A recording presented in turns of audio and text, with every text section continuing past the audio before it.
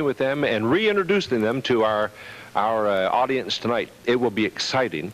It will bring back memories, and it will give you a unique perspective on what broadcasting is really all about, too.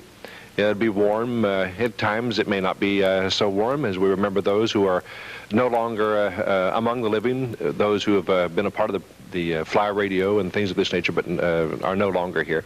It'll be an interesting time. It's a party is what it is. It's a reunion, and that's exactly what we're going to be having. So please, do not go away. Come back with us on Coleman and People. I'm Eugene Coleman, and we'll be back right after these messages. We're visiting because this is a reunion. This is the first alumni reunion we have ever had, at least that I'm with which I'm familiar, of the alumni of Fly Radio. If you've been in this community for any amount of time, you know and remember what Fly Radio was all about. It was the disc jockeys. It was the songs, the top songs. I think Tommy said it was song A, song B, song C, and a gold record, and then song A, song B, and what was the other one, Tommy? Let me introduce Tommy Jett. Tommy Jett was. Hi, Tommy Jett. Nice to have you. Good to be on the program. Nice Thank you very much. Here. I appreciate it. Thank you a lot. We've heard of Tommy Jett for well, I've heard of Tommy Jett in broadcasting since I came to Chattanooga 3 years ago. The people that I knew always talked about Tommy Jett. We were teasing before, but at one time, while you were at Fly Radio, one of the disc jockeys at Fly Radio, what was the rating you received during that? I'm not going to toot my own horn. I'm not. What was it, Bob? Rob Broom was. No, 60. It was a 60. That's a 60%. That means that one. That was because, Gene, that when the logos and all the promos used to use my name. Every time there was a station break, it would be Jet Fly, WFLI. So my name was Tommy Jett, thanks to Mr. Benz. So every time that they mentioned Jet Fly, they mentioned my last name. So consequently, it kind of promoted me a little bit. Yeah, but you did get terrific ratings. 60%. Got good ratings. 60% of the audience is like what? One in every. 67%, Joe. Right. So that's what? That's about 1.5 out of every 2 who listen to Fly Radio. And then you guys are the. Only 100 people. Oh, there was only 100 people. There were only a couple hundred people listening. Only a couple hundred people in Chattanooga at that time. Well, okay, I will toot my own horn. I had a big rating back in those days. You better, because these guys are not going to toot your horn. They're going to toot my. You're in a heap of trouble. That's right. I'll have tooted myself. So I was the #1 disc jockey in Chattanooga. How about that? And of course, everybody knows that you still are. Well, I appreciate it. In the hearts of those who've been listening to radio for any amount of time. How about Tommy? Would you help me to the beginning of the program? Sure. Would you bring these people up, each one of them individually? Okay. Because let me tell you why. Because the people who are watching will remember. They know Fly Radio and they know Jet Fly and all the other things, but they may not remember who the people are. So would you ask them to come up, introduce them to me, and tell me what they did? I sure will, Gene. This first young lady has a special place in my heart, because she was one of the first people that I met when I first came to Chattanooga, and we called her Jet Fly Jackie, and her name is Jackie Eagle. She's Johnny's wife. Oh, she became Johnny's wife. Yeah, she answered the phone for us on the top 5 at 5, and used to work out my budgets when I was having financial problems, which was most of the time. Kept my checkbook, which really wasn't a real hard thing to do. Did she keep your date book too for you? Well, I don't know. Yeah, I think she kind of did that too. But she's a special person, and we call her Jet Fly Jackie. Okay, Jackie, tell me just a couple of things real quickly before we meet the other ones. You were a part of the radio station, like the early part of the 60s? Oh yeah, 1961 to 73. Well, what was happening when you first went there? What was happening as far as the format was concerned? And not everything. Joe Petit says she can't tell everything. You might make some money. Yeah, How much really. Again, Jackie, what were they doing as far as the format was concerned? Was that the format new? Well, yeah, we'd just gone on the air in 61. And did it? So everything. And they started with rock music, what we call rock and roll music. And the disc jockeys were all new? Oh, yeah. Everybody was new? We were all kids. Just kids. Well, what was it like? It was great. What were your fondest memories?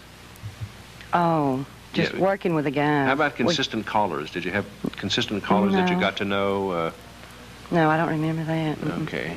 Just working with the guys. Jackie just kind of hovered over all of us to kind of keep us out of trouble and keep us on the straight and narrow the best she could, which was not an easy job. But she tried real hard. Okay, then she must have worked with the lady next. Let's move up here a little bit where we can see them. Janie, and I know her as Janie Heatherly. Right. But Janie's got married since this. Janie's from now in Rising Fawn, Georgia, and Janie and I have stayed in touch with each other. She's called me since I've been at WDOD, and she's very active in the community down there, and I'll let her take it from there. Okay, Jackie, were you there about the... Janie. I'm sorry, Janie, you were there about the same time then also? About from 62 to 65. Okay, so you were there during the early years, too. Right. Did you watch it mushroom? Yes. Was it? We became 50,000 watts while I was there, from 10,000 to 50,000. Did you have consistent callers that called frequently and you recognized? The boys had the consistent callers, and we just had to go in between. Yes, we had them, and we got tired of listening to them. Well, but now, you all were young at that time, really young, yeah. Same age as they, were you not? Around that. Yeah, very early 20s. Were you all married then? You all weren't married then? No, I left the station when I got married. I moved to Detroit, so I was there. We were all, most of us were single when we were first all there. So we went through the dates and the engagements and the marriages. And the whole bit. And the date thing must have been interesting. Very much so. trying to keep one from knowing about the other. Right. Yeah, I've heard about we those. got that. I've heard about those things. Right. Was now that you look back on it in retrospect, is it even more exciting now that you realize what happened? Right. Yeah. I don't think there'll ever be any times like we had. We all grew up together. We fought, and we'd fight anybody that came along that might bother one of the others, but we took our part with everybody. Jackie and I had ways of really getting back to them. I bet, and I know those who are watching who remember will be happy to see the both of you, especially those who called so frequently and had to go through the two of you right. to get it. Well, it's nice to meet you, Janie, nice to meet and we'll be talking with you some more. Okay.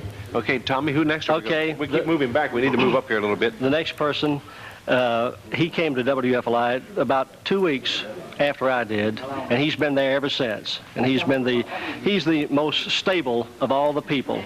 Joe Fred Poteet is the chief engineer, and he's from Polk County. We call him no, not the Polk County bell ringer. That was bad. Joe, I have a picture of Joe with his sling blade, and he was the groundskeeper back in those days. Is that right? We teased him about that. Joe, come up here a little bit closer so we can look into we need to look into... I was Roads and Groundsman.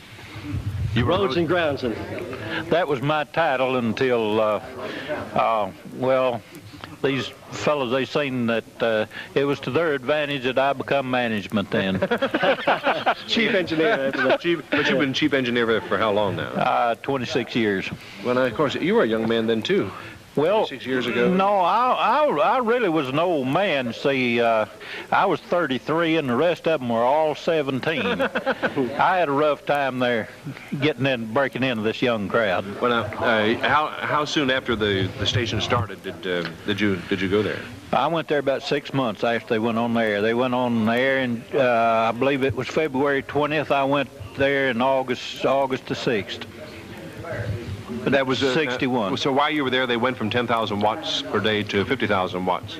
And that meant some additional equipment and things of that nature. Did it also mean additional towers? And we had to take down a tower, put up 2 more, and since that we've gone 2.5 kW night, so we had to put up another tower. And during that time, we've built 2 FM stations and the TV station here. I was involved in a little bit of the preliminaries in that. Well, the moment you switched over to 50,000 watts, was there any noticeable change as far as the distance and the people who began calling into the to the radio station? What was the difference? Like, well, we covered a radius that doubled our radius when we went to 50. Tommy, you were working there too at the same time? I got you back in the shadows, so I was you guys. Joe has gone through lots of disc jockeys, and some he has gotten along real well with. Others, disc jockeys are a unique breed of people, and engineers traditionally and disc jockeys have always kind of had a little separation, you might say. But Joe equally as unique. Right, very unique. And Joe has been so tolerant of all of us disc jockeys down through the years. I don't see how he's done it, because even after I left, Joe's been there for all these years, and there's been so many disc jockeys since we left go through there that he could probably write a book about disc jockeys and all of their little idiosyncrasies that they've had about the sound. This doesn't work right, Joe. We want echo. We want this. We want that. And Joe just, he just takes it all in stride. It was hard to get along with those guys that wanted to work on my tape. We were the best recorders bunch. With ball peen hammers. Yeah, the things 70s. like that. Honest, I went in and found the guy with a ball peen hammer gonna Yeah. He was work going on to the fix that tape card machine or that tape player. Gene, in all due respect, I must say that the 70s disc jockeys, after I left, were worse than us 60s disc jockeys. How is that? Well, they got more technical and more into the thinking of the fact that they knew more about engineering than Joe did. See, we thought we knew a little bit about it, but they thought they knew a whole lot about it, you know. So I will take up for us in the 60s that we had a little better rapport with Joe in the 60s than they did in the later 70s.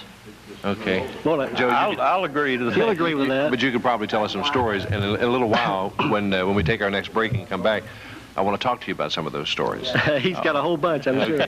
Joe, nice to have you. Who else are we going to meet here? Tommy, let's switch over on the other side, if I got you don't mind. I got to introduce this guy. This is part of the four. Wait a minute, before I want to say a few words. Introduce them to these people out here. Okay, to these people out here. The next gentleman that I'm going to introduce was there about 2 or 3 weeks before I got there, and his name was Johnny D. at that time. He was from Fort Payne, Alabama. He'd worked in Fort Payne, Alabama as a striving disc jockey, and then he came to WFLI. That was his big break. His big moment in radio was to come to WFLI, as it was for all of us.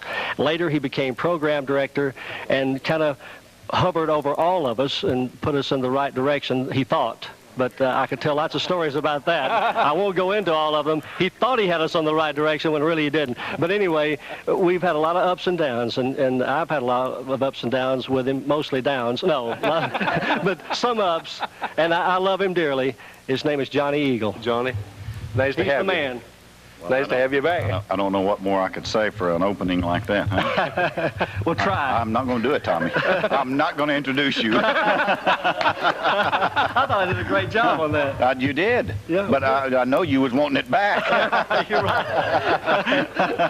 You're right, I was. That's Don't right. I get anything? Yeah. I mean, tell him how Thank great I you. was. Or... The man up here snapping his finger, he must want something. Give him some popcorn. We need to move up. I know we move. Tommy pushed me back. That's what the problem Well, was. he wanted to be in the limelight. That's you see. right. I know. I put him in the lime and let me have the lime. That's true. Well, you guys started about the same time. What, 1961? I know you were about 15. He was about 12 at the time. From Yeah. what, True. right? He's older With my than me. Obviously, he calculations. looks it. Yeah. Tommy's still about 12. What happened? I've been looking at pictures of you guys and remembered the 60s pompadours, you know, and things of this Yeah. nature. Now here it is, 20-some years later, and neither one of you have pompadours. You got white hair. We don't have much of it.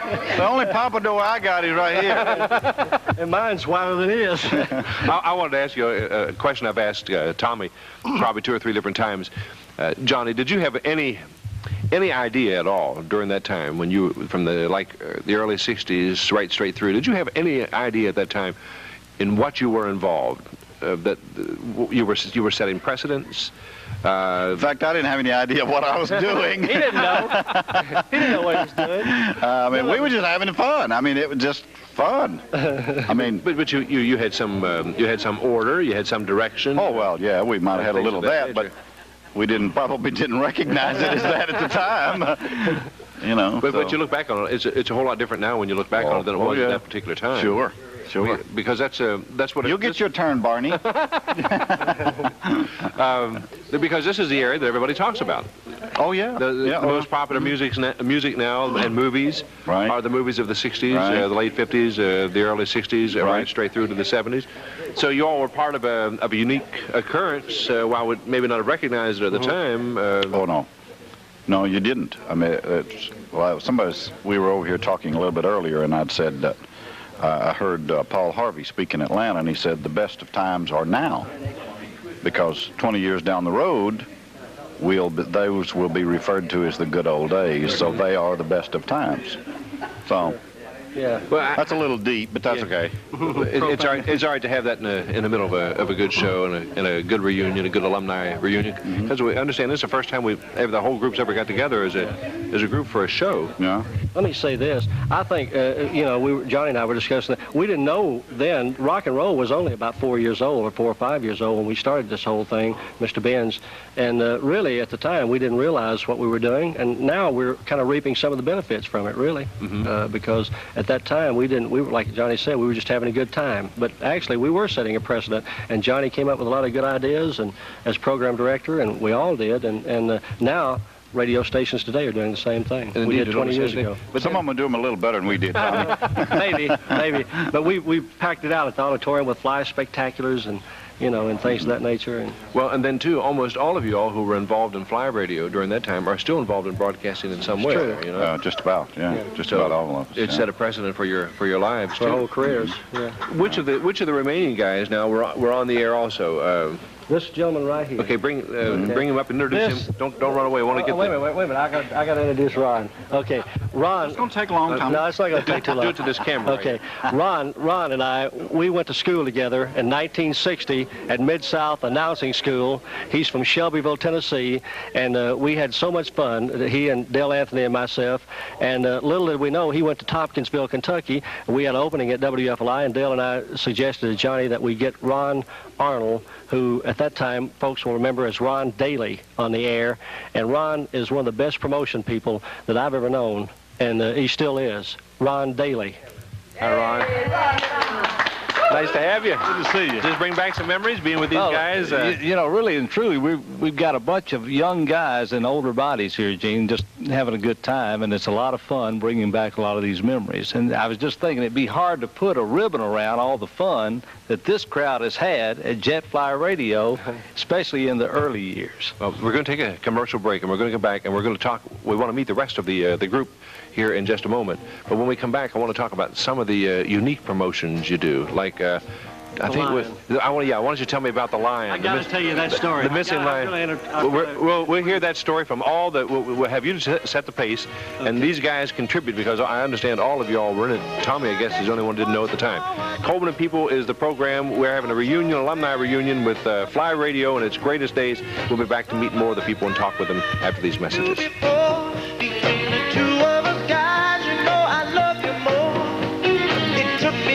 So the people are still alive, and they're here tonight.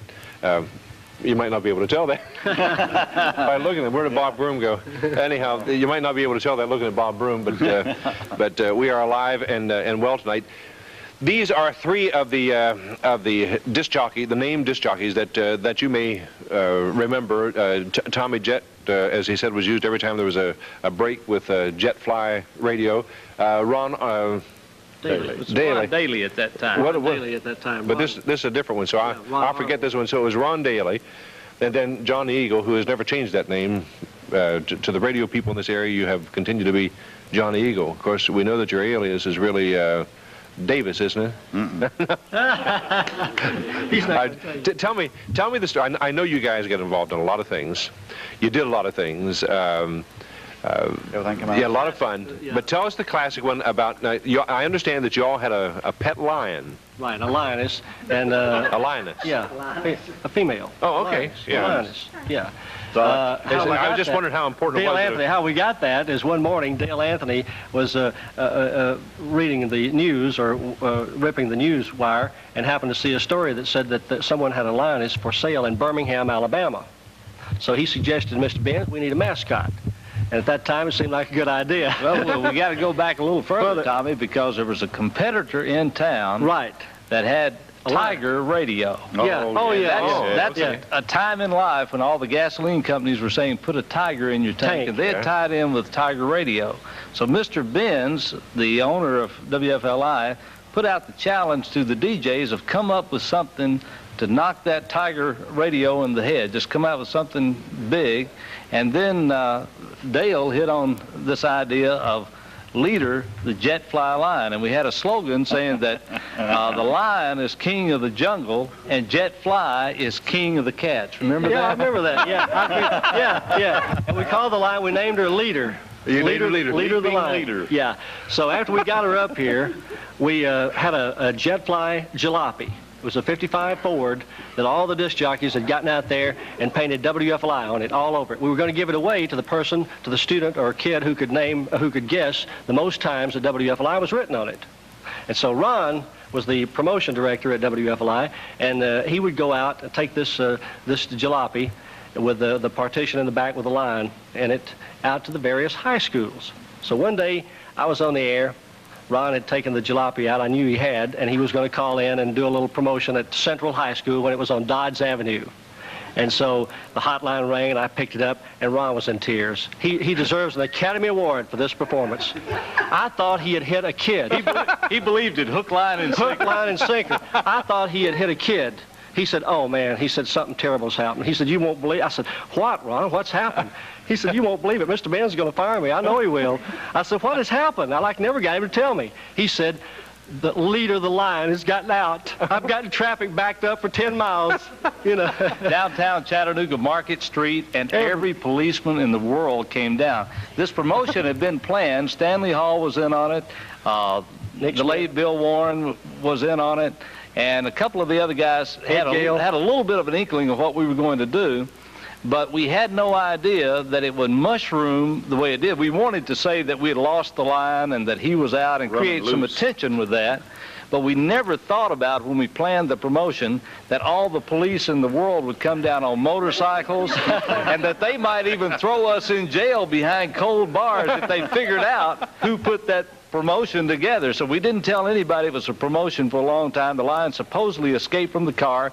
They brought bloodhounds down. This really happened on Market Street from Cleveland, Tennessee, to try to find the Lion. It was what? St. Bernard. St. Bernard. Yeah, and St. Bernard's too. And then on top of that, anybody that had a cat around their house, a dog up under the house, started calling the police department thinking that the Lion was at their house, and it created quite a lot of havoc, and frankly did get the station a lot of publicity in broadcast magazine and trouble. Newspaper, and could have got some folks put in jail had we known who had done something like that. See, but we didn't tell for a long time. And luckily, Mr. Benz didn't fire us. We found the line, and all worked out well, and the station got a lot of publicity out of it. The greatest promotion ever happened. The Lion was just tied around the corner anyway. Where did you hide it? The Lion was safe and sound. Where did you hide it? In the back of a trunk of a friend's car with air. We had it fixed where the Lion could breathe and everything. Yeah, I knew nothing whatsoever about it. Zero. But I wasn't the only one. Tommy really felt sorry for us. Yeah, you know, Mr. Benz didn't know about it. I don't think Johnny knew about it, and he was a program director, so it was kept very secretly, really. Ron, how many of you all did know what was going on? There was actually 3 people that knew exactly. You know, Ben Franklin says 2 can keep a secret when 3 of them are dead. So the secret didn't last real long. Yeah, no, but at that time, only 3 people knew about it, really. Well, how did you react? How did you respond when you... I was shocked. Like I said, I thought he'd hit it. First of all, I thought he'd hit a kid, you know, and I was relieved to know that he hadn't done that. But then when I found out that the Lion had gotten out, I thought, oh, God, this Lion's, you know, because she wasn't really vicious. But when she was eating or when she got hungry, she would display her viciousness, so she could be vicious, and there was some potential danger there, and I thought, oh, Lord, you know. Well, there's one characteristic we haven't mentioned about the Lion. The Lion was blind in one eye. Oh. And would jump on anyone that made a move. Right. And he was so big, he would knock you across the room. Yeah. Sometimes, as a joke, the DJs would let the Lion loose in the lobby of the radio station to knock a newcomer over when they... This is true. This That is was true. an initiation deal there. Yeah. She was that docile? I mean, Yeah. that you could play with her? Oh, yeah, you could play with her. New person comes on board, and the first thing they got was to feed the Lion. Yeah, this is true. to clean up after a Lion. I don't know if you've ever done that or not. I have. Mr. Benz and I have done that. And it's not a real pleasant Well, sight. how long did you keep the character? I mean... Well, she kind of... Too long. Really. Yes, definitely too long. She went downhill after that, I think. I don't know, but I think we gave her to somebody, didn't we, Johnny? I think she was given to a zoo. A zoo, yeah. Can I tell a quick Tommy Jet story? Yes, sir. Just a quick Tommy Jet story. One time we... Get into that. Go ahead.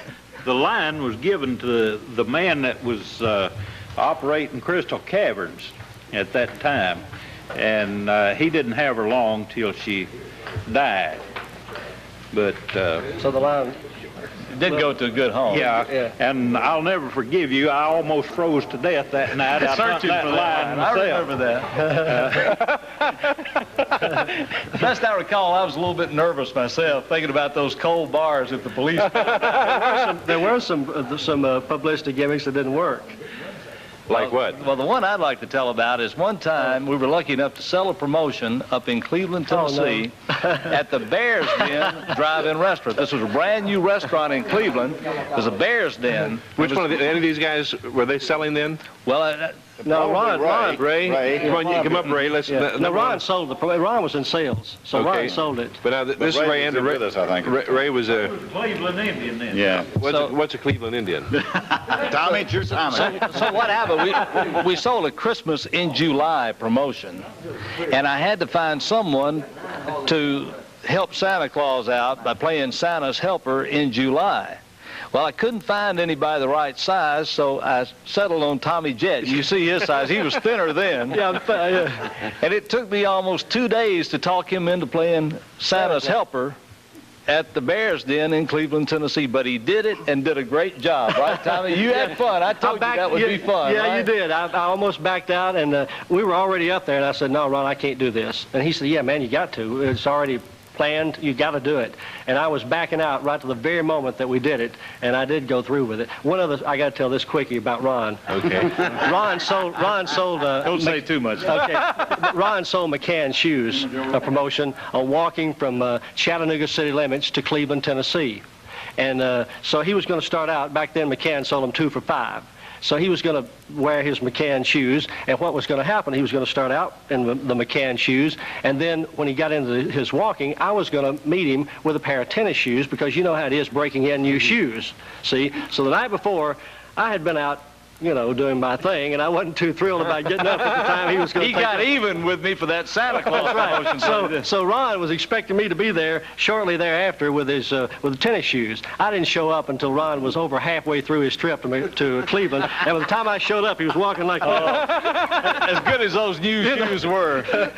He said, "Oh man, where have you been?" I said, "Well, you know, Ron, I thought you sold this sponsor McCann shoes. You ought to be able to walk in them, you know." The Cleveland Indians here, Ray Anderson. Now tell me about Ray. Nice to have you with us. Tell me how you got the name of Cleveland Indian.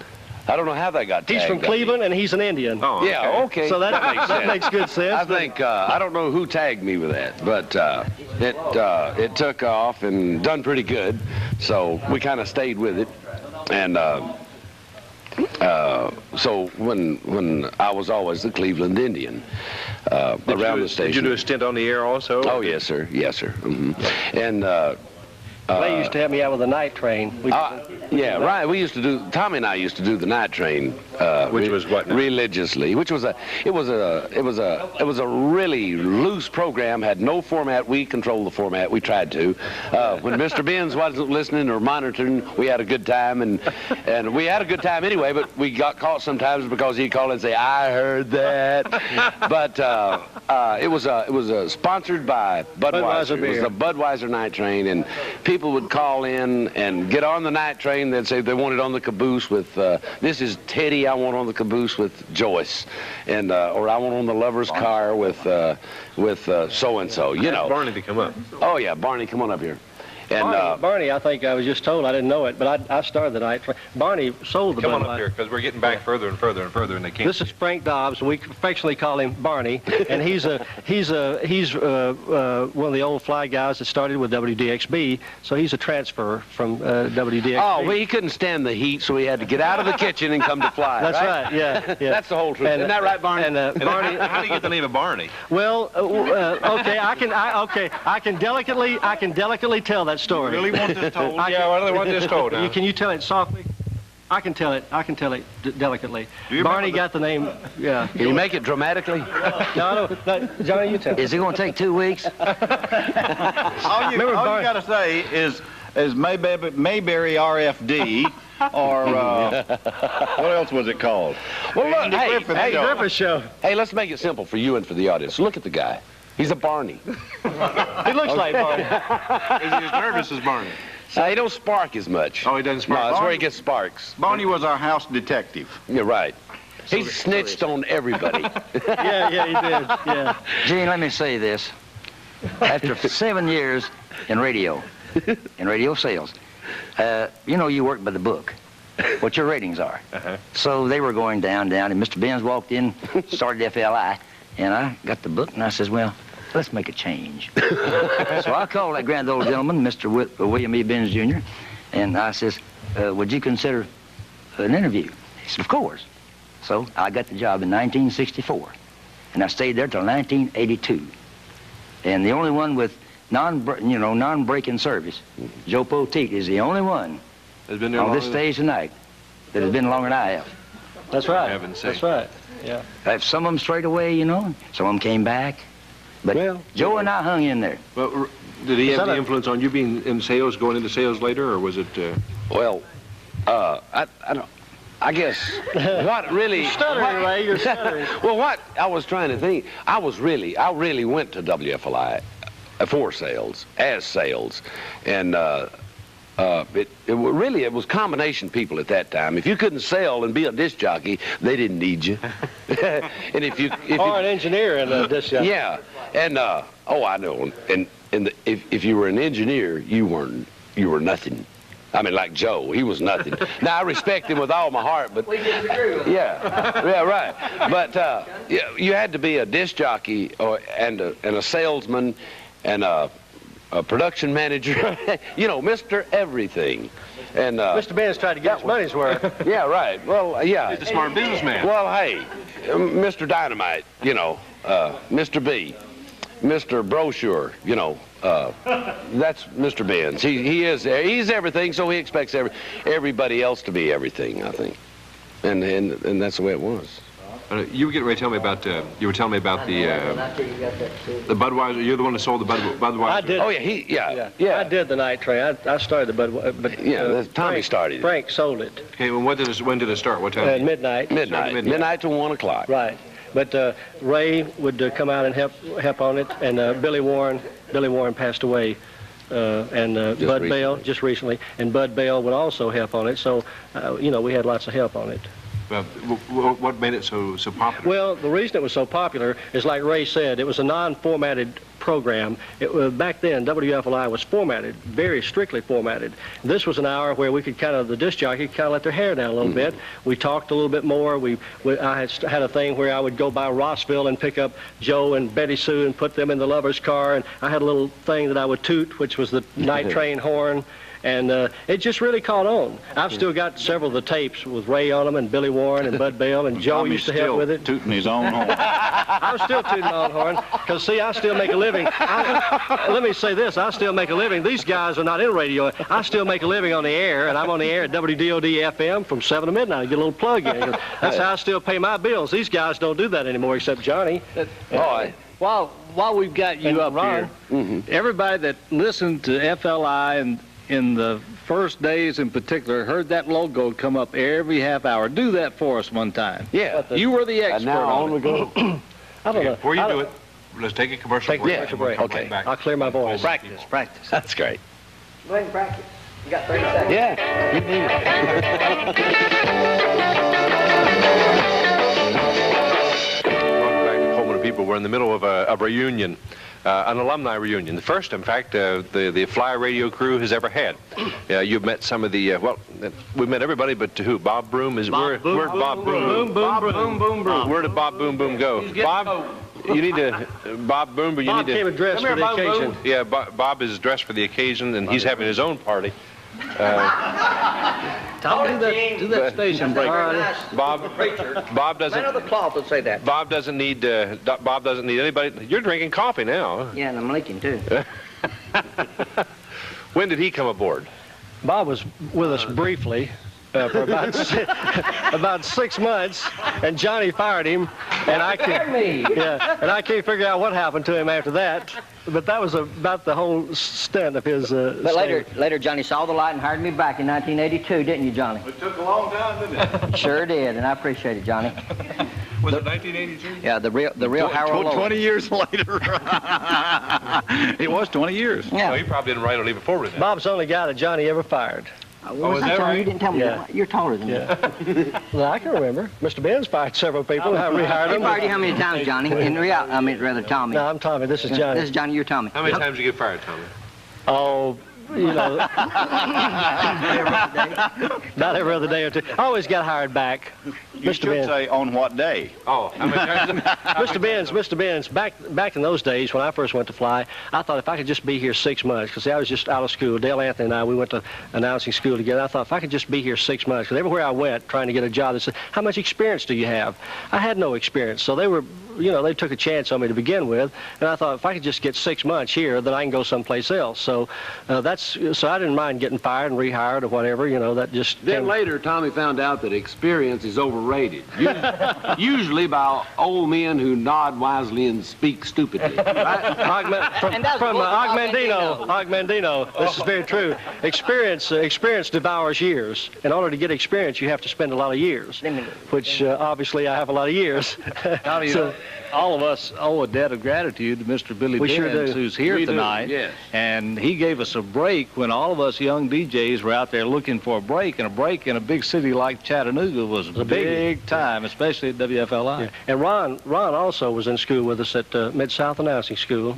The only one that passed. He was sent him up to Tompkinsville, Kentucky, a little boy from Shelbyville, Tennessee. Did I not meet you at the announcing school? And Bobby came by later. We tried to ignore him, but he wouldn't go away. You know, wouldn't go away. Just kept on bugging us. You know. Tommy, would you do that station? Okay, I'll do the station. Tell me about it before you do it. Now, this is. Well, you tell him, Ron. we had a station ID that became quite famous that actually another DJ recorded from another sister station of WFLI, but Tommy was one of the all-time greats at giving this station ID. And I don't know how good I'll be at it tonight. I can remember the words to it, but it went something like this. Serving Greater Chattanooga and the Mid-South from Lookout Mountain, Tennessee, Jetfly, WFLI. All right. Hey, I like that. Now, on we go with a musical show on Down Beat, Beat, Beat, Beat, Beat, Beat, Beat, Beat. It's Great Gold Record time again. Yeah, that's how it went. You guys are remembering. Oh, I'd never forget it, you know. Did you? And the weather intro. And now, here's a view from the Jetfly Weather Eye. And I'll never forget the time that I pushed the button and played the recording, and now for the weather report, but I couldn't find my weather sheet. I had no weather to give. So I just made up. I laughed and said, well, we really don't have any weather. Yeah. We had back then there were lots of intros to everything. There was intro of the weather. We had a news intro that took 5 minutes to do our intro was longer than our news. We only read a spots. We went let's see. I can't remember, Jay. Can you remember the news? Let's see. You can't remember the news. I can't remember the news intro. I can't remember the news either. I never was real good at news. Let's see. Now, no, that's the weather. I can't remember how the news intro went. Do you remember Barney? You remember Barney? No, I don't really. I forgot. Something about from every point in the universe, Jetstream News. Now, Jetstream News from every point in the universe. Yeah, that's it. Yeah, that's it. Yeah. Tommy Jet reporting, or whoever. Hey, now that he's got the reporting out of it, I want to tell you one of the things that he reported on. This is a lie. This is not a lie. True story from Tommy Jet. Promise. Okay. It was a topographical error. You're going to tell that. Yeah, I'm going to tell that. I'm driving downtown, right? Topographical error. And I'm listening to Tommy do the news. And he does the news about this gentleman got hit downtown, and he said, this Presbyterian got hit downtown. I did. This happened. On Broad Street or whatever it was, and I went to a phone booth and called him up and said, Tommy, how did you know that man's religion? Did it tell the religion on the story? Pedestrian. That's a true story. Pedestrian. Yeah, that actually happened. That was really an eyeballographical area. Was that what it was? Yeah. Oh, thank you, Ray. You know, Gene, there's some people that were supposed to have been here tonight. Dale Anthony, for one, and Rick Govan. I was for sure he was going to be here. Rick may have gotten lost and not been able to find the place. He may be out there. He may still be out there looking somewhere.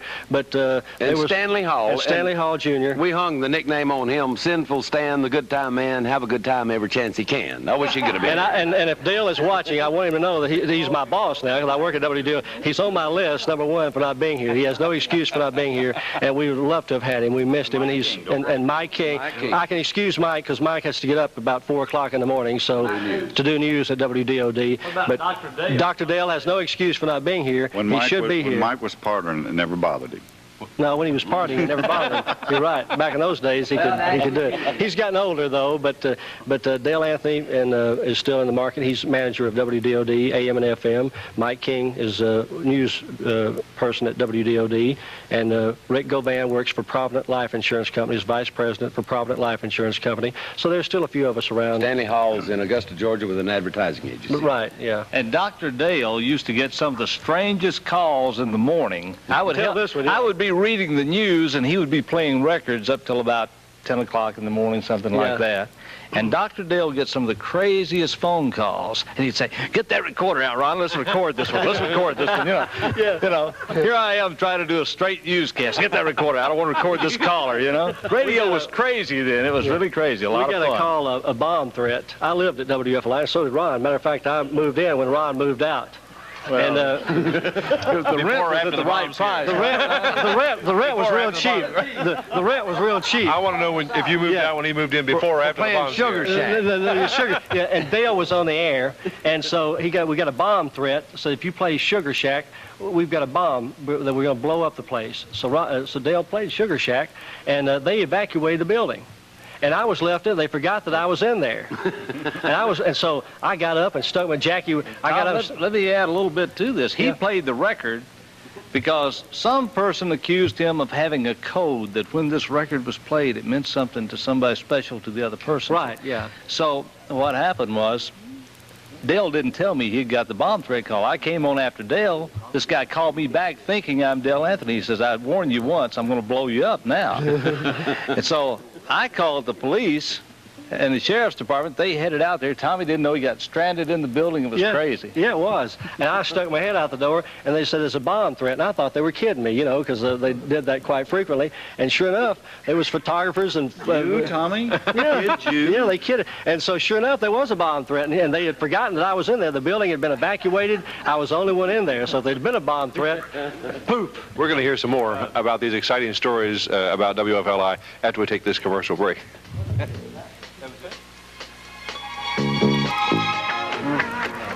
Okay, welcome back. We just have a short segment for the end of the program here. We have been talking for an hour with the people who made Fly Radio, Jet Fly Radio, what it is. It was a precedent setter. You have met most of them. We're going to have to close for this segment, but we are going to, after we go off the air, we're going to record another segment while everybody's here and while everybody's remembering and having a good time. We're going to record an additional hour to be played back July the 4th, Monday evening, and Tuesday morning, July the 5th. But I want to thank each of you for coming. John, it's been a pleasure again to wonderful to have you. And you're now owner of a station here in Chattanooga. WJTT. WJTT. Power 94. And it's doing terrific things right now. Things are looking real good, yes. Okay, we want to talk some more and talk about some more of the stories of the announcers and things. We'll do that on the next show. There's plenty of them. Okay, Bob Broom, nice to meet you. And Glad to see you again, Gene. And you're still in broadcasting? Still with WFLI, radio and television. Are you really still? Yeah. After all these years? I'm back for an encore. Okay. Well, we'll talk some more too. Gene, I appreciate it. Always. It's a pleasure. Nice to have you. And you're at WDOD. Right, WDOD FM. From 7 o'clock to midnight. And doing making a tremendous comeback. And what is it to refer to Chattanooga as? The fastest jet in the air. And in Chattown. In Chattown. Yeah. Ray, now you're in Cleveland, but you're not in broadcasting, but you're in business for yourself. That's right. Yes. What's the business? Balloon billboards, inflatable balloon billboards, rooftop billboards, and a lot of hot air. A lot of hot air. We do big business. Ron, it's nice to. I've enjoyed it too. We're looking forward to some more talking and telling stories and I'm afraid of some of these stories these guys might tell. They probably can tell them. What kind of business are you in now? You're still I'm with Multivision in Dalton. In Dalton. So you're cable TV. Kind of close here. Yep. All right. Nice to meet you. Good to see you. Joe, it's always a pleasure to meet you too. You're still at Fly. Good to be here. Still with them. Hadn't run me off yet. Engineering and things of that nature. Still looking for it. Well, we want to hear some more stories from you too. Barney, it's a pleasure to have had you on the program too. I want you to tell me in the next segment we have when we air it Monday night. I want you to tell me about your reports from the car you used to do. Well, I've got a few of those. I bet you can tell us some stories. I bet you can tell us some stories too that these guys have probably forgotten since you saw them from behind the scenes as well as in front too. That's right. Okay, nice to meet you. Same to you. Jackie, good to see you again, good too. to see you. I know there are probably many people. Let me step up here closely where they can see. I know there are many people who remember your voice, even if you don't remember their voices, from the times they called in, because that's the first one they hear. And since you married this man, it must have been pretty important. Mm-hmm. Okay. We wish you much success. You caught her? Yeah, he was one of the callers. Janie, it's a pleasure having you. Let's get up here where they can see you too.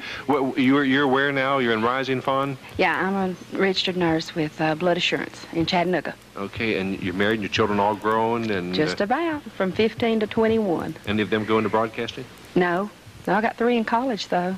Okay, well, it's a pleasure to have you. Thank you. It's a pleasure to have had all of you and to have been a participant in something as outstanding and as worthwhile as this, because the precedent has been set. We've got to go for tonight. We'll be back Monday night, Tuesday morning with these guys. Until then, this is Eugene Coleman. Goodbye. God bless you. God love you. I love you. And remember, if you're walking down the street and see someone without a smile, stop and give them one of yours.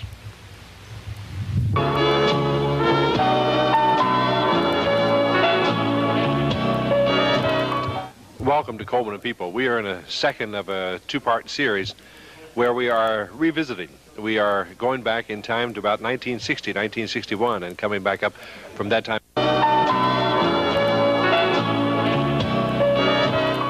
Welcome to Coleman and People. We are in a second of a 2-part series where we are revisiting. We are going back in time to about 1960, 1961, and coming back up from that time on. And it all evolves around one central theme, and that one central theme is WFLI Radio. It was known as Jet Fly Radio. Fly Radio. It was the top pop, cream of the crop radio station that set the precedence in our community, in our area for so long. People didn't go anywhere without their radios, taking their radios along, and on their radio was Jet Fly, because it provided for them entertainment, it provided for them news, information, sports, weather.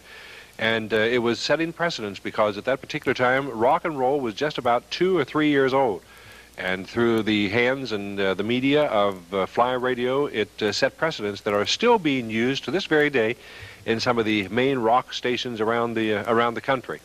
But you will again meet the individuals who made this all possible, the stars of a bygone year who are still in broadcasting for the most part, all of them today. Some of them on the air, some of them in management positions, some of them in ownership positions. They will bring back memories to you as you meet them tonight on Coleman and People. We're going to take a commercial break and come back and meet the likes of the ones I have told you about after we tell you, first of all, about Village Laundry and Jim Denton. The Village Laundry is located, as you know, in East Ridge. It's on Ringgold Road. It's just around from the Red Food Store, just across the street from the old post office. There isn't anything Jim Denton cannot do when it comes to taking care of your clothes, whether it's cleaning and pressing your suits, even clean silk ties. They do your shirts, whatever. Either you can have them do it, or you can go in and do it yourself. They'll beat any price, and they're terrific at it. They've been expert at it for a long time. Jim Denton, it's called Village Laundry. It's on Ringgold Road in East Ridge. I'll be back with Jet Fly Radio after these messages. Welcome back to Coleman and People. These are the principles that you have heard me talk about at Fly Radio, WFLI Radio in the 60s and the 70s when it was the top pop, cream of the crop. Is that what you guys call it? That's right. Did we get paid for the second hour? Yeah, twice as much you got paid for the last hour. Oh, okay. I'm just curious to know about that. Tommy Jet? Tommy used to introduce a lot of great acts at the auditorium for Jet Fly. People like Roy Orbison, James Brown, the Flames, and Chuck Berry, people like that. He could always get backstage, and he could take people backstage from time to time. That was a big event as Tommy Jett and Johnny Eagle and Del Anthony, the rest of the guys would introduce people at the auditorium. It was really a big thing for the Fly guys to get to do that. It was. The only thing about I had a good line to get backstage. You know, I'd use whatever line it took to get me back there. I have to tell this story about me. Is one night we were doing a show with the Guess Who and the Who. And now these were two violent groups. They would come on stage and tear instruments and throw things and do all sorts of things. And kids were screaming and hollering, and it was a real exciting time, you know. And Johnny said, "Hey, man, go out there and introduce the Who." So just inadvertently, I ran out there and introduced the Who and looked around, and it was the Guess Who that was performing. And he ran on stage, grabbed the mic, and I don't think anybody realized what I'd done, but I introduced the wrong group. Nobody even knew that I did it. Not even Tommy. Not even me. Not even me. I don't think I realized it. Johnny caught it and took the mic away from me and introduced him, but I don't think anybody knew that I'd done it. Well, tell me about that facet of it. Now, you all did some unique promotions. And while you were doing the promotions, you were doing unique things to each other. We had a lot of fun with promotions. One that stands out in my mind was one of the salespeople at the station was able to sell a package up in Cleveland, Tennessee, and Athens, Tennessee, where the Jet-Fly DJs would ride bicycles from Jet-Fly and stop at the Bear's Den restaurant in Cleveland, Tennessee, and then go on up to the Cherokee restaurant in Athens. You saw that, Ron. And Tommy Jett and Swooping Johnny Eagle, Dale Anthony, Stanley Hall, the whole gang, Nick Smith that was there, they called him Niccolo, the Italian Superman. Yeah. All these guys got together to ride up there on bicycles, and if you guessed how long it took them to get there, you won certain prizes. Well, as luck would have it, and this was before the interstate, it rained. It poured down rain, and all the disc jockeys were blaming yours truly and that sort of thing about the rain, and you mean we've got to ride all the way to Athens and that sort of thing, but they did it, and Tommy Jett was leading the way. What do you mean? He was in front? Well, I'm not saying that. I'll tell you what I did on that promotion. I had bought bibbed overalls, and it poured down rain, and those bibbed overalls picked up some weight. They weighed about 10 pounds more than they did when I bought them, and I wasn't leading the front. I was dragging up the back, you know. Tell me about, I've heard a story about you and celestial, extra celestial sounds. Tell me about Somebody else needs to tell that story. I think Johnny or Joe could tell that story better than I could, since it's about... J. Fred Poteet would have the handle on that one. He was a little bit older than the rest of us guys, and he kept his ear to the ground. He knew everything going on at Jet Fly. Okay, what was going on? Step around here, Joe. Which one's that you talking about? Tommy hearing things, Joe. That's about Tommy Jett hearing. Tommy. Well, some of the guys, by accident, found that you could put a switch in the production room in a halfway position, and whatever you played in the production room would feed in over the air monitor in the control room, and nothing ever come across the air monitor except what had already gone through the transmitter and broadcast out to the people. So Stanley Hall, I believe it was, he made a tape. He talked real fast, like you was playing a 45 record on 78 speed, and he was talking about WKDA in Nashville. I'd always, WKDA, when Dale and I were in school, and Ron, WKDA was the station, and I'd always wanted to work at WKDA. They knew this, so that's why KDA came across that thing. So Stanley would get down under the production room, down under the console, and take a coat hanger and trigger the cart machine that had this message on it, and it come blasting over the air monitor, WKDA's weather and WKDA time and all that. So Tommy jumps up and runs and grabs him, and the engineer says, "Hey, there's something wrong. WKDA is coming over the air monitor." He says, "It can't be." He said, "But it is." And by the way, everybody was in on this joke except Tommy. I mean, even the girls in the office. And so he drags this engineer in there, and it comes blasting over the air monitor, and he said, "Did you hear it?" And he says, "Hear what?" He said, "You mean you didn't hear that?" And he said, "No." He said, "There it comes again. It's WKDA time." And he said, "No, I don't hear anything, Tommy. All I hear is what you're playing." And he says, "Well, I know I heard something." So he goes and gets him another engineer and brings him in there, and he tells him he can't hear it. And he goes and gets the girls out of the office, and they say, "No, Tommy, there's nothing coming across that." And so he, after a while, see, this goes on for 2 weeks. And Tommy gets real serious, and so he seen Mr. Benz, and he told Mr. Benz, says, "Look, Mr. Benz, I'm going to have to quit." And Mr. Benz says, "What's wrong, Tommy? I thought you liked your job." He said, "Oh, I do. I love it." But he said, "Be honest with you," he said, "I'm cracking up." He said, "I'm hearing things." That's true. Did you really? It's a true story. Really Tommy was afraid to go to the drive-in theater and get the speaker in the car. He thought he was hearing it on it too. And he told Mr. Benz, he said, "I'm cracking up. I'm going over to Moxon Bend and turn myself in." Mr. Benz says, "Now you just hold on here." He says, "Somebody's pulling your leg."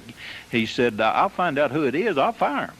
And so Tommy come back and told me, and I seen he was suffering, and I began begging the guys to quit doing it. And, of course, I wasn't going to blow the whistle on them. He got me in there one day, and I got tickled, and he said, "Uh-huh, you heard it, didn't you?" I said, "No, Tommy, what are you trying to pull on me?" So finally, we talked Stanley into leaving the cart out. Tommy grabbed up every cart and stick it in the machine and audition it. And so finally, he left that cart out. And it said the KDA weather and all that. And Tommy said, boy, he said, you don't know how good it feels to think you're crazy and find out you're not. Power of suggestion. Power of suggestion can do a lot. Really. Well, you had some. You had how many people? Everybody but me was in on it, and they were coming. You know, I thought I was hearing. Well, you were in things. on it, Tommy. You just didn't know. I didn't know it. I didn't know I was in on it, but I was. Victim. I was a victim. I was being victimized. I was hearing things, and really, it's similar to telling someone that they look bad. That feels great. If enough people tell you that you look bad, eventually you'll begin to feel bad. It's power of suggestion. Can you imagine someone paying folks to have that much fun? Mr. Billy Benz was kind enough to give all of us that kind of opportunity. Yeah. And put up with us. And I was the scapegoat on that situation. I told Miss Brown, I said, I'm quitting. So I'm hearing things, and really, this is a bad scene. And he said, oh, no, I mean, I'll fire. I think the boys are pulling a joke on you. I'll fire if I find out who did it. He didn't fire anybody, but it was fun. Oh, yeah. Another thing that happened, Chris Nicholson, he was one of the first combo men that we had there, always full of fun. So I know you remember, Tommy, who did the record Lost? Was that one of Ray Stevens? No. I don't know who it was, Joe. Anyhow, Chris got the record, and he dubbed off on... Was that the one, I Can't Hear You, Man, I Got a Cricket in My Ear? Oh, yeah, I remember the record, but I don't know who did it. Well, anyhow, Chris dubbed off that part, says, hey, man, you got a cricket in your ear.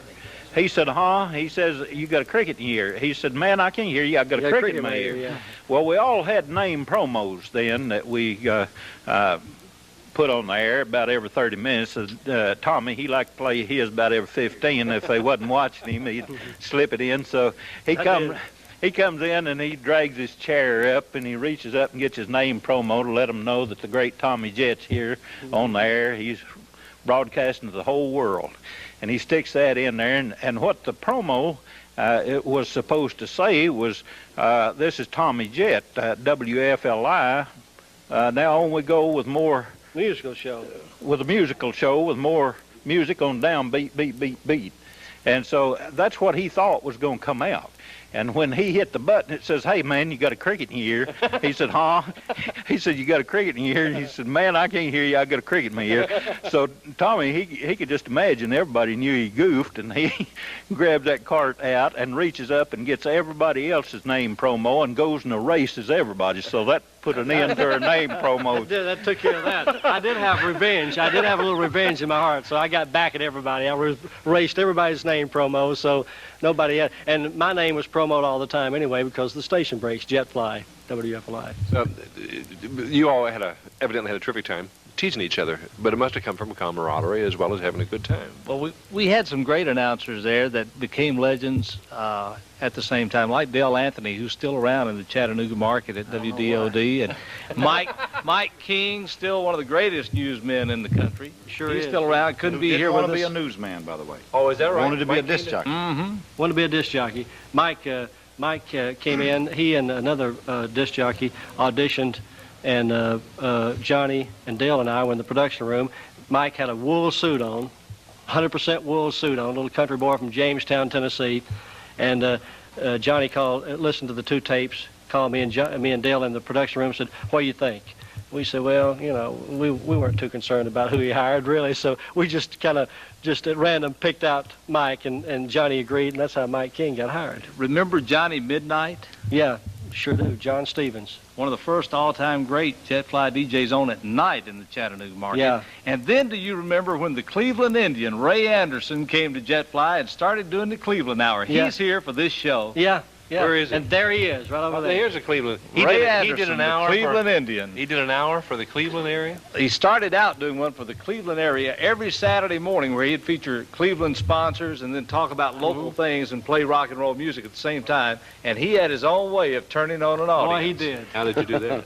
The commission had their way of turning him off, too. The FCC, Ray was doing a plug, he said, for one of his clients in Chattanooga, and the FCC came in, they inspected us, and they couldn't find any spot for anybody in Cleveland. They asked him about it. He said, "Oh, I wasn't doing a spot. I was just plugging it." He said, "There's no such thing as a plug." He said, "You did a commercial." And Joe was the engineer. So when the guy came in, he didn't. I believe he came to you, didn't he, Joe? He didn't come. Yeah, to me. He didn't come to me. Joe came to me and told me, and or the guy came in with you, didn't he? Yeah. Yeah. And Yeah. it was. He'd looked at your log. Yeah, right. He wanted to check my log, and of course Joe was there, and I thought, well, if Joe don't care, I don't care. And of course he had a tape of all of it, didn't he? And then when he listened to the tape and looked at the log, it wasn't in order, you know. So I don't know, it scared me.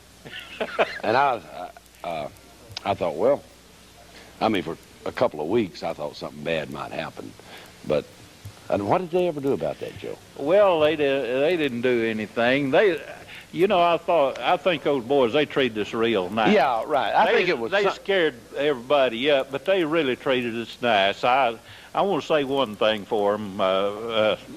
So far, in the 27 years I've been around there, they've been good to us. Yeah, and Ray would appear in Chattanooga at some of the bigger clubs in Chattanooga at that time wearing a solid white suit and white shoes, and he would introduce some of the greatest names to come to Chattanooga. The CC Riders, people like that. I didn't know that was a real. The Platters, I got to sing on stage. The Platters thought I could sing, you know, or they made me think that they thought I could sing.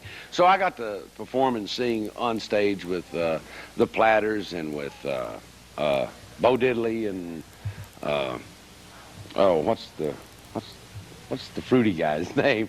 Little Richard. Little Richard, yeah. Little Richard. Yeah, in fact, there was a band. Tall Sally. Long Remember that song? Right. And there was a band from Pikeville, Tennessee, who was real good. Bobby Boyd and the Playboys.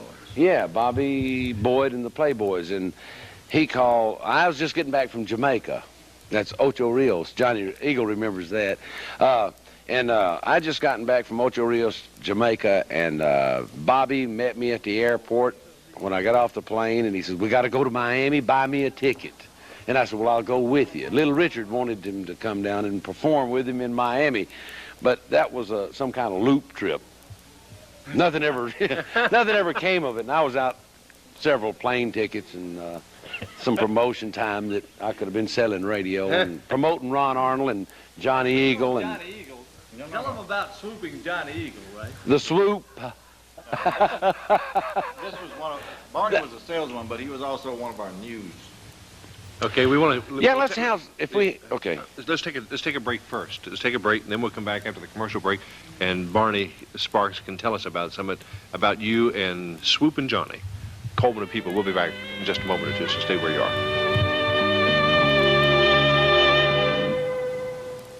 Welcome back to Coleman and people. As you can tell, we're having a terrific time talking about old memories evolving around Fly Radio when it was. I remember the old disc jockeys used to say it's tip top pop, cream of the crop. Yeah, that's moving and grooving, rocking and rolling, bopping and strolling. And all the things rhymed and everything rhymed. Yeah, See, funny how it comes back. How was it you used to close out? I got to split. Yeah, gotta go. Yeah, I still do that. See, I'm still on radio. Yeah, I'm still on radio. You guys are not. I'm still on radio. Well, you can tell I don't listen to you. That's very true. I can tell he don't listen. He's not a Tommy Jett fan. You know, I can sure tell that. Thank you so much. Fan club. Yeah, I can tell the radio. But now, seriously, I just want to say, Gene, before we get back to joking and kidding and everything, that when I first started WFLI, my name was not Tommy Jett. Obviously, pseudonyms. It still isn't. Thank you, Johnny. I appreciate that. No, but we all had pseudonyms, including Mr. Eagle back here. I can tell you his real name. Anyway, Tom Wayne was my original air name at the time. And when you first got hired at WFLI, your name was A Naughty Moose, which is a derivative of anonymous, to see how you're going to work out, see if you're going to be around for any length of time, you know. So when I first went on, it was A Naughty Moose. Then it got to be Tom Wayne, which was an air name that I had drummed up myself, Tom Wayne. So for about 2 weeks, I had on my car Tom Wayne, and it was Tom Wayne. Well, Tom Wayne wasn't catching on too well, really. The next guy that was to be hired, his name was to be Jimmy Jett. Mr. Benz and I had already met and had been out a few times. Now, by Mr. Benz, you mean? The owner of the station, the owner of the radio station, the man who is responsible for this whole thing. As he'd gotten used to calling me Tommy, so one night he and Johnny were in the production room. I was on the air as Tom Wayne, and like I said, Tom Wayne really wasn't catching on all that well. And so Johnny motioned me to come over to the production room, and I went over there, and Johnny said, Tommy, it's time to change your name. We're going to change it to Jimmy Jett. And I said, well, that's fine. That's great with me. You know, I was happy with anything. And Mr. Benz said, oh, no. So we're going to make his name Tommy Jett. I'm used to calling him Tommy, and we're going to make his name Tommy Jett. So for what it's worth, if it hadn't been for Mr. Billy Benz, there would be no Tommy Jett. So how long have you had Tommy Jett? 28 years. 28 years. Something you'll never be able to leave alone now. No. It's it's been great for me, and I love Mr. Benz, and like Johnny, I know, would say, if it hadn't been for Mr. Benz, there'd be no Tommy Jett, there'd be no Johnny Eagle, there would have been no Ron Daly, no Mike King, no Dale Anthony.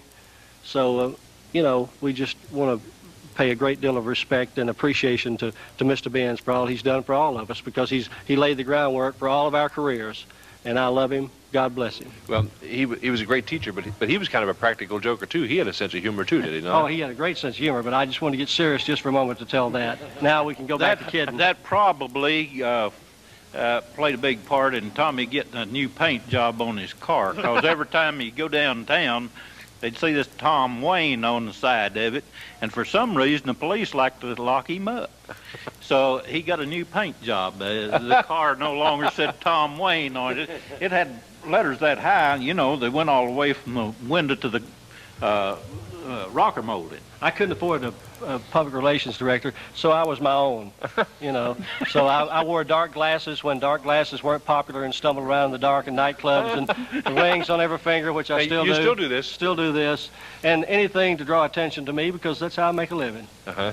And I love people, and so that's it. Well, it works. Obviously, it works. Barney, I want to talk to you, Barney, because every time we've taken a break, step up here. Y'all step up here. Don't sit down. Come on over. Okay, Jim, unless you're tired. Well, step up here where I can talk to you. All right. I have to get you up here where I can see you. I know that in addition to doing sales, and Ray, of course, y'all did combo jobs, right? I mean, you didn't do just one thing. FLI had a very unique organization. When I went there in 1964. The TVA could take some lessons from Mr. Benz, okay? He was general manager and owner.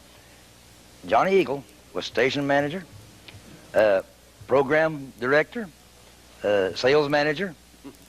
And we only had one other, besides Joe, in charge of engineering. We had one more, and it was Mike King. He was news director. That's the only titles you had. So we had kind of a low rent operation. How's that? but as disorganized as it was, we got the job done. We didn't have a production manager. You told somebody to go cut your commercial, they cut it. When I went over there and I walked in, I had 7 years with another station. And I said, what in the world? They said, well, just do whatever you want to. And strange as it was, it worked. Because we were #1 for a number of years. And strange enough, it became successful and stayed successful. But for the people out there who don't know what a salesman does, how did you determine which accounts you were going to hit, and how did you sell them?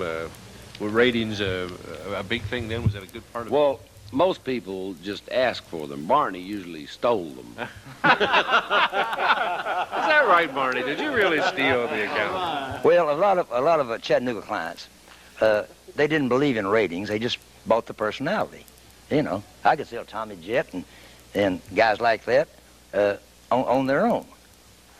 But your national and regional accounts, of course, they bought by what we call the book, ARB or whatever was in. I think ARB was it then. It still is, I guess. But that was the story. I mean, you make. Hooper and Pulse was the two big survey people back then. Yeah, the Hooper and the Pulse. Yeah, and Hooper finally went out of business. But anyway, in radio sales, you sell yourself. I don't mean to prostitute yourself. I mean you sell yourself. Mm-hmm. You may call on a client 10 times, and you might close him. Maybe you don't. But you go back one day and he says, "Hey, what does it cost to get on your station?" Walk in like you don't care where you sell them or not. See, what does it cost to get into your station? Well, if you really want to know, let's go over and talk about it. Tell me who your competition was at that time. Probably some of the stations are still here, but they probably all have different call letters. I guess Fly Radio is one of the few that's... MOC was was it GOW then? Yeah, MOC was our competition. Okay.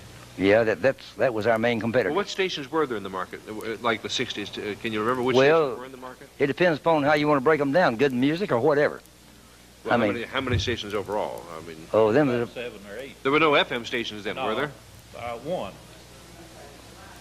One FM station? Yeah. Well, whatever. And which was it?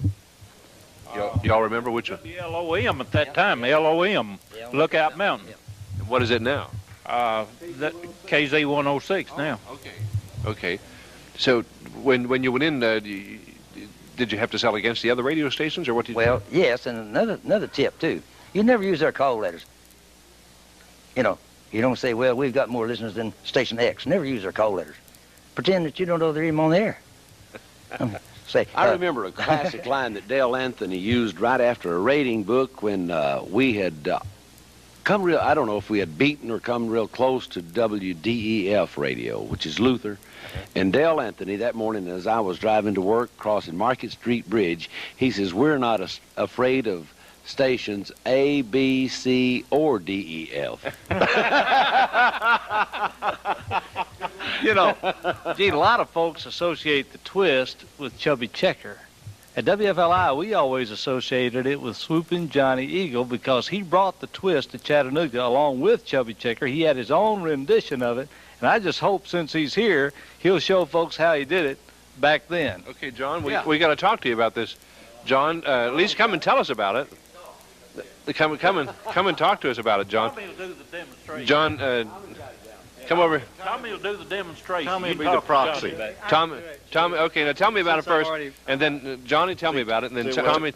All Tommy's going to do is exaggerate the truth. So I don't want to dominate. I don't want to dominate this show, which I feel like I almost. No, have. you haven't. Are you leaving, Tommy? But I love to tell tales on Swooper because I love him like a brother. You know, we've known each other for a lot So of he can years. tell the story and do the demonstration. And we fight like brothers, too. Yeah, oh, yeah, we always did, yeah. Johnny he's got a thing about meetings, you know, and Jackie used to be the receptionist at the station, and she'd call me up when I lived in Red Bank. She'd say, Johnny wants to see you in 10 minutes. Well, it'd take me 30 to get there. I couldn't get there in 10 minutes. I said, well, what's he want? She'd put me on hold, leave me for 20 minutes, and finally she'd come back and say, he don't want to talk to you, he wants to see you. So, boy, that would just tee me off to no end. I could choke him, you know, and I'm kind of high-strung anyway, and I'd get dressed quickly and rush out there, and then I'd wait on him for 20 minutes after I got there when he was in such a rush to see me. And finally, after 20 or 30 minutes, he'd tell Jackie, send TJ in. I'd get in there, and it would be virtually nothing. Something he could have told me on the telephone, just as easy. So he's done that so many times, but I love him. Yeah. But I like to eyeball you, Tommy. I know, he loves to eyeball me. Yeah, I love to eyeball him. What does that mean? I mean, I was right. I like to look at him. Yeah. I don't like to talk on the telephone. I mean, I do a lot of it, but when it come to Tommy, you had to look in his face because you didn't know what he was going to accept on the phone. That's right. That's exactly right. He'd do it, boy. He'd eyeball me, and I'd rush out there, you know, wait 30 minutes to see him, and then it would be some minor little thing like, I don't know, you know. You didn't play the right I didn't play the in right the right order and that kind of stuff. order or something like that. I kept trying to get in touch with Johnny about this show. And for 2 weeks, I'd call up there, and every time I'd call, he'd say he's in a meeting. I finally wondered how many converts he had had. I thought he was running a revival. Yeah, I tease him all the time about every time I call him, even socially now, I'll say, let's have a meeting. You know. But anyway, we used to have a youth club at 2310 Macaulay Avenue. It was the first thing that was ever geared for teenagers in a sense where they could go someplace and really have a good time, no alcoholic beverages or anything. And WFLI set the precedent for youth clubs, and we had it at 2310 Macaulay Avenue, and that was when the twist was going. And we pack it out every Friday and Saturday night, and Ron was the coordinator. He was the public relations director at WFLI. But anyway, Johnny had a unique way of doing the twist. And with your permission, I'd like right now. Show us what it was like. You know, the twist. No, don't put the twist kind of goes like this, you know, you don't, but Johnny's twist, you got the camera? Johnny's twist was kind of like this. You sure they were serving no alcoholic beverages out there? His twist was like this. And boy, he could get down and bawl, I'm telling you. How'd you come into that, John? Creativity? He does it much better than I do. I don't know what happened. See him do it, and I thought he was practicing swinging a cross-cut saw. I used to cut wood when I was just a young fella, and I thought he was cutting wood, you know. He's down in Coleman, Alabama, back out in the backwoods. Cutting stove wood and plowing a mule. He said a mule. I think is oxen. I don't think they had any mules down there. I want to know. I've heard you play tricks on Tommy Jett and on Ron and on Ray. The FCC played one on him. Did you guys ever play one on Johnny? One time we had a minor bird. That was my idea. Oh, this sounds like a good one. We couldn't get that minor bird to talk, and one of the guys got it and took it in the production room, and he taped some stuff and covered the cage up, turned the lights out, and played that to that minor bird all night long. And the next day, we set the minor bird out in the lobby, and Johnny opened the door, and just as he stepped in, it said, "Johnny's a Jew! Johnny's a Jew!"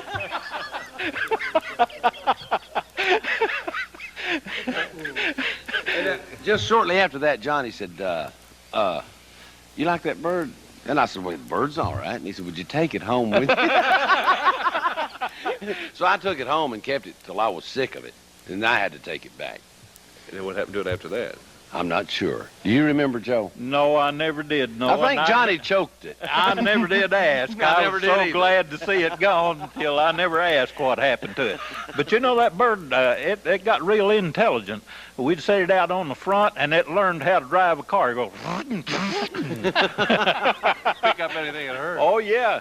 Since you guys, since it was such a unique organization, when it came to the sales facet of it, was determined as kind of like a seat of the pants sales situation? Well, WFLI at the time was so new, it was really hard to sell, even though you'd get dynamic results for an individual. It was just, they somehow couldn't accept it. Like in Cleveland, Tennessee, the Harley-Davidson dealer would say, "Why, you think I would put my name on that radio station, even though everybody listened to it?" It was like, and my drive and my determination come from, yes, you will, because we are the best. We know we're the best, and I'll see you every day. And one guy told me, he says, whoa, wait, said, "You're in my circle." I said, "What do you mean?" He said, "You're too close to me." And he said, "You get out of my store, and don't you?" I said, "The only way you'll ever keep me out of your store is to get a warrant against me coming into your store." And sure enough, 3 months later, I had the guy on the air. Is that right? Yeah, fact. How did you come up? And nowadays, radio has all kinds of inventory of jingles and ideas and what they call donuts, and I forget what the other things are. How did you guys put the commercials together and spec spots and things of that nature then? Oh, you know, Gene, it's unbelievable. But these guys, all of them, would stay out there all night long when they didn't have to. They were out there having so much fun, and they did it. They made them right there in the production room. Stanley Hall, I've heard him with a plunger for opening drains. Take that in a bucket of water and make his sound effects. Stanley Hall, one of the greatest production men you've ever seen. That was his job then, doing the sound effects? Well, that was one of his jobs. He was in sales, and he also did an air shift. I'll give you, Ron, come here a minute. I know Ron will recall this, and I want to share this with Ron while he's here, because Ron was going into the Marine Corps, and I was going to work for WFLI, and Ron and I worked together for, 3 or 4 weeks maybe. Yeah. And remember, we went to the Sugar and Spice Drive-In restaurant in Cleveland, Tennessee. He said, "I've been to North Carolina, guys," and he said, "I bought me a barbecue machine." And he goes out and he shows it to us, and he says, "I want a dynamic commercial." So we go down there, and Ron pulls my hair, and I pull his, and then we start pulling our own. We can't come up with nothing. He's overwhelmed our enthusiasm. We just can't think of anything. So Ron turns the microphone. He said, "Turn the tape on, Ray." And I turned the tape on. He said, Barbecue, barbecue, barbecue, barbecue, barbecue, barbecue, barbecue, barbecue at the Sugar and Spice. We Remember, did that. We go back in there a couple days later, and believe me, the guy said, I can't believe it. He said, all I've sold's barbecue. Take it off and put my hamburgers on. I remember. You remember, Ron? I remember. You remember the one that you did drive in at the Sugar and Spice, and you broke the glass? This little voice, Stanley Hall was doing the production in the background, and this young guy's voice was saying, the sign said drive in, and we drove in, and you could hear the car driving right through the restaurant, you know. It was a lot of fun. So much fun. But I was the only straight guy in this crowd, I guarantee you. Remember that. You know, I was the only straight one in this crowd. These guys, you know. Well, we got more stories to tell, and we'll tell them with the guys from Fly Radio after we take this break on Coleman and People. Welcome back to Coleman and People for this segment. I've asked most of the guys to come back so we can reminisce a little bit more. Those of you who are watching the television program, it probably is more endeared to you than it is to me. I've only been exposed to this situation for about 3 years, but in meeting the people, I was telling the guys here, I had Tommy Jett on one night and Johnny Eagle on one night, and it took about 2 weeks for the comments to die down wherever I went. They would stop me and say, hey, I remember, I was wondering whatever happened to Tommy Jett, or I was wondering whatever happened to Johnny Eagle. I remember when. And they would go into this whole dissertation on what had happened, and what a big influence Fly Radio was, and what it had accomplished, and things of that nature. And I thought, well, if we get these guys together one time and talk about it, we find out probably it was pretty unique. You all have proven that by the stories you tell. I thought what I'd do is I'd go kind of like round robin here, and I'd ask a question and have you respond to me with the question. That way we get a little input from everybody. But let me start over here, Ron, with you. From those days, evidently the Fly Radio has left an indelible impression on you. You're still in broadcasting, but what do you suppose was the highlight or the thing that taught you most and about broadcasting and has kept you close to the work you initially started? Well, thanks to Mr. Benz and his philosophy with radio, we were able to use what talent we had. There wasn't anything to hold you back from being creative. And as J. Fred Poteet mentioned, a lot of people would work all night long for the fun of it. Our work was so much fun, and we enjoyed what we did so much that we could put ourselves and what talent we had into it, and you don't see a lot of that in some places today. And I think if we could put the fun back in, then that's an ingredient that was very important to all of us. Do you think that it's ironic that nowadays you don't find stations that have fun? Well, there's so much automation. You hear a little bit of it with the Morning Zoo type thing, but you have to remember that he gave us the leadway within certain bounds to just be as creative as you could be without depending on musical jingles, without depending on tape machines. You use those to record the creativity and not as a crutch. And it was a blast. And I think if we look back to the Stanley Halls and Tommy Jetts and Dale Anthonys and Mike Kings and those people, Ray Andersons, Bob Brooms, then you'll see some of the more creative ideas that really came to the front in those days. Do you think there will ever come a time in radio broadcasting when they'll bring back the concept of the personality, like a Tommy Jett, Johnny Eagle, Ray, Ron? Do you think there'll ever come a time? Do you think there's a need for that? Well, I think there's a time when all of us need to learn to re-communicate again, and that's kind of what we were a part of at that time, where one person talked to another, and you could understand what they said. You could have some fun with the DJ, and they weren't trying to influence you with a subliminal message. There was no mechanical influence on your mind. This was just one person talking to another and having fun playing records. I'd like to see that happen again.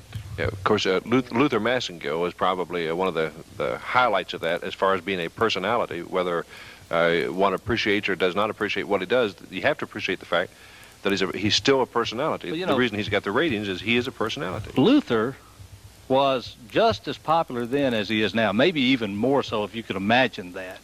And although we had a great audience, all of us had a lot of respect for Luther because he was the great communicator. He had already had his picture in Life magazine telling people to let their air out of their tire on a snowy day so they could get through a tunnel on Brainerd Road. And he had done so many great things that although, sure, we'd like to have a bigger rating than Luther, we really idolized the guy in his own way for being a great communicator and a great broadcaster. And, of course, of which he still is. That's right. Probably one of the greatest communicators. I think... for the fun of it, every now and then, Mr. Benz would put up a reward for anybody that could beat Luther in the ratings, and he made it a pretty high reward, knowing that it would be impossible to beat him. I think people are still trying to do that today. You get ready. We actually beat him there about 1 hour of a morning. Before everybody got up. before he got on the air. Bob, we've done very little talking because you've been drinking so much coffee. Oh, you won't be able to sleep at all tonight when you go back. You started at FLI, and you've been in broadcasting, at least in the sales end of it, ever since then, haven't you? Well, I started as a disc jockey, as most of these guys did. He was known as Bob Boom Boom Broom. Oh, is that right? Yes, Mr. Arnold gave me that title. Boom Boom Broom. Sound like a stripper. Come back. In reality, I started with Tommy Jett at the Mid-South Electronics School, along with Nick Smith, who later worked at Fly, also Mike King, who later worked there, and also Dale Anthony was the first disc jockey to work at Fly to come out of Nashville, and one of the first to ever work at Fly. Of course, he's not here tonight, Dale. Wish you were here. But I came on later. I worked at BLJ in Dalton, Georgia for a long, long time. And then they hired me, Johnny Eagle hired me, as a matter of fact, to come up. They needed a first-class radio telephone operator's license at the time. They used to be important, not anymore. And so they hired me, and I worked the night shift. I followed Tommy and read his news for me in the afternoon. And I had an enjoyable time working at Fly, and it's a fantastic organization. I came back in '82, and I'm still there. It's had an impression on your lifestyle, too, because you've been a broadcaster, you've been selling broadcasting. What do you think was the most outstanding thing that drove you that way? Or led you that way? Ego. I played football in high school, and I scored a few touchdowns and hoorah after the football game and all that stuff. And I really wanted to be an actor. Tried that, didn't work out, so I decided to become a disc jockey, Gene. And it didn't work out, so what'd you do after that? I'm still at Fly. Started selling preacher programs, and it's been very, very lucrative. Yeah, I bet it has. Some of those preachers have money to pay. And we still have time available not only on WFLI Radio, WFLI TV 53 primetime Sunday morning and Sunday night. Ray, I know that it has left an impression on you. While you're not selling advertising, broadcast-wise, you are selling advertising. Oh yes, you're right. I'll never forget the WFLI days. It was. As Ron was saying a while ago, it was so much fun. And I can sit, and you can ask my wife, I can sit and talk about the WFLI days for all night long and never even get sleepy. It's like Ron said, we could do what we wanted to. There was no rules. There was no one governed what you wanted to do. If the production room was open, you were entitled to it. And no one cared if you were in there all night or... in fact, I've been run out of the production room early in the morning. I've gotten there at 5 o'clock in the morning and be run out at 7 o'clock by Swooping Eagle because he had stuff that had to go on the air. A lot of times I would produce things that I would take and play for my client, and it softened the sales so much because they wanted this. They could hear it on the air. And Mr. Benz, he's a genius when it comes to getting the most a person has got in his soul. If you work for Billy, he'll get it right out of your heart, right out of your soul, and it has made it fun and enjoyable. And it was every day was fun. Well, that fun and that creativity evidently has been the bottom line for your new business now. You're right. That's exactly right. We'll be back and talk with them a little bit more after this. Very quickly, as we have spent this time with the members of the original Fly Radio crew, we're saying the last parts of what left an indelible impression on you, especially for the rest of your life when you worked at Fly Radio. I'm going to be very brief about it. I think the fact that I was just at the right place at the right time. It wasn't talent. It was just I don't know, it was just coincidence, really. And I just want to thank you for having us on your program tonight. And this has been a memorable occasion for me, and I'm sure for all the guys that were a part of a great organization. And I want to thank Mr. Benz. And that's about it. I'm on the air at WDOD from 7 till midnight. WDOD FM, right, from 7 till midnight. 7 o'clock to midnight. Right. And doing some of the things you've always done before. Love it. Some of the lines real quickly that you Hey now! Yeah? That's it. And the Chattown thing. And yeah, well, yeah, your leader and the Chattown, all these little cliches and things that I've used that work for me have kept me working for the most part. And you use what works and what doesn't work, you discard, and some of those things work real well for me. So I appreciate it. I want to tell you how much I've appreciated you all coming and be here too. But for your part, for the last thing, give us the close you always use. I'll be happy to do that. That's it. Gotta go, gotta split. It's been fun, honey. But TJ gotta run. If you can't make it, fake it. Keep that big picture. And remember, if things didn't go well for you today, ain't nothing forever, honey. TJ loves you. That's about as famous as they come, Joe. We've been talking. You've stayed with Fly Radio for what? How 27? 27 years. And there must have been a reason for that. Well, I guess that if you look at a little sample of what has happened for the last 27 years, you've seen that here tonight, and somehow that just grows on you, and you can't get away from it. I think that I've been privileged to serve with the greatest organization in entertainment that has ever been. There's been some that may have been bigger in ratings in different towns and things like that, but you can see that we have. I've been privileged to work with some of the finest fellows in the world. While you're talking about that, we have less than a minute.